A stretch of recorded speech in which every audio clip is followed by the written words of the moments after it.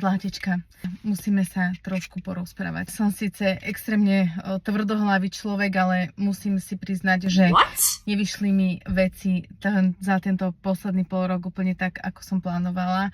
Ako určite viete, skupinovú terapiu produkujem sama, to znamená, že znášam aj všetky náklady. A dúfala som, že na tom Hero sa vás tam nazbiera 100 a akože mohla som urobiť preto aj viac.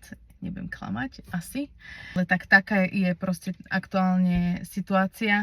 Nemôžem sa už tváriť, že to úplne tak super zvládam, ako som si myslela.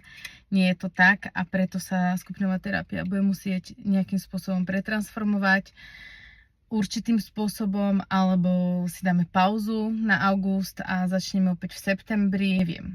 Neviem vám povedať vôbec, ako to bude vyzerať,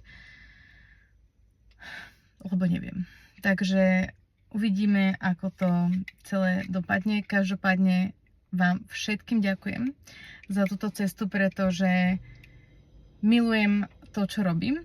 Milujem, že pomáham sama sebe, ale že sme na tejto ceste spolu, že dokážeme spolu robiť niečo preto, aby sme žili lepší, vedomejší život. A to je to, prečo skupinová terapia vznikla. Takže ja verím, že v tom budeme určitým spôsobom pokračovať. Možno aj rovnakým. Ja vám naozaj teraz proste neviem povedať. Vôbec neviem. Ja neviem. Pozrite sa, myslela som si, že viem a ako som dopadla. Hej. Takže uvidíme. Uvidíme, ako to bude a držme si palce.